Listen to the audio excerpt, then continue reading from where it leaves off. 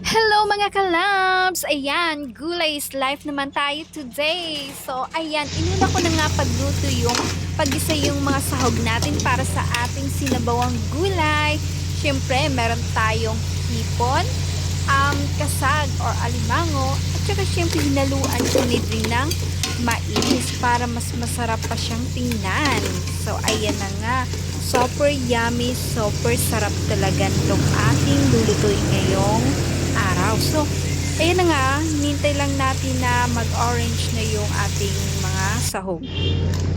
Ayan, so nilagyan ko na nga dyan ng tubig. Nasa inyo kung gaano karaming tubig ang ilalagay nyo. At syempre, nung kumulo na yung tubig, nilagay ko na rin yung mga gulay. So, ayan, hindi na nga maalis yung pagulong na gulay. At saka pichay, napakasarap at paborito talaga namin yung mga gulay. Lalo na yung pichay, napakasarap talaga. Nako naman, kung matitikman nyo lang, nako. Okay, ayan na nga. So, alam niyo guys, sabaw pa lang ulam na talaga. Ayan. So, nilagyan namin ng sili para may kunting anghang naman syempre. Para mas lalo pang sumarap. Kasi sanay kami sa maanghang, di ba guys? Okay, so tatakpan na natin para mas lalong lumambot yung gulay. Ayan naman, so pinuntahan ko muna yung aming alagang pusa kasi kanina pa nagugutom, meow ng meow, kawawa naman, so binigyan ko sila ng cat food.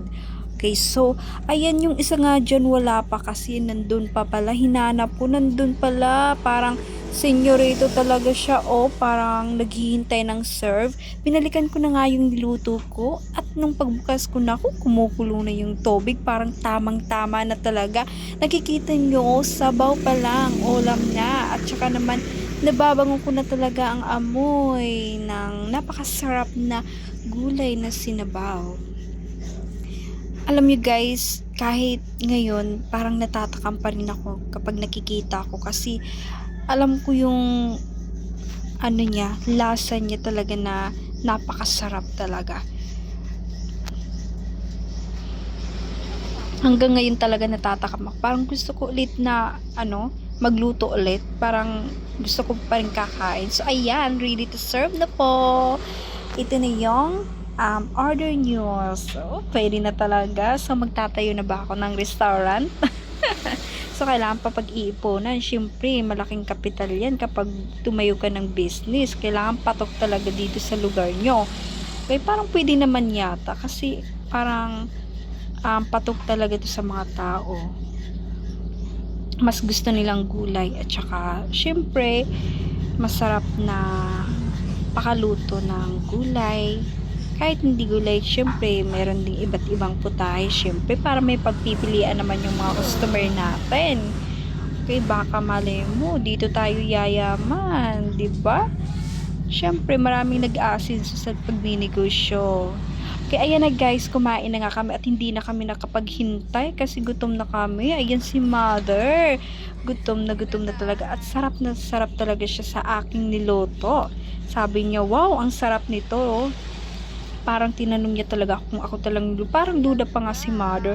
Tsaka ito yung ate ko, tawang-tawa pa siya kasi parang nagbibideo daw ako, kailangan maganda daw siya. Ayan, so naparami nga kinain ng aking mamshi dyan. Maraming kinain niya dyan kasi ang sarap daw. Parang nakalimutan niya daw yung pangalan niya. Parang inisip na kung anong pangalan niya. So sobrang sarap talaga ng niluto ko. Nako, ng bola pa. So, ayan na nga. So, kakain na ako. At saka, ito rin yung ate ko. Parang sarap na sarap talaga, Parang pinagandaan niya talaga. So, sabi ko, pray muna siya bago kumain. Siyempre, smile. Saka sabi ko sa kanya, okay. So, masarap daw. Sabi ko kasi kung masarap, okay. So, ayan, nakakain na siya. Titikman niya na yung luto kong sinabawang gulay. So, ayan, parang nasarapan nga siya, Parang parang judge lang. Okay, masarap daw. Patawa-tawa pa siya.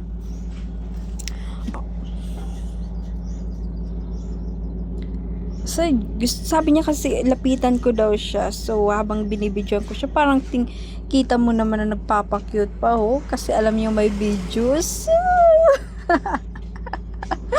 Pero alam nyo guys, alam nyo mga kalabs, kapag walang video, nako, ang laki ng ang laki ng buka ng kanyang baba kapag kumakain. Naku, naparami yung kain niya. Tingnan nyo naman, parang diet, kunti lang yung kanin. Pero, naku, kung walang camera, parang 2 plato siguro maubos niyan. Kasi diet daw siya, pero hindi naman niya, hindi niya naman nasusunod yung pagda-diet niya. Hindi niya naman napipigilan na hindi kumain.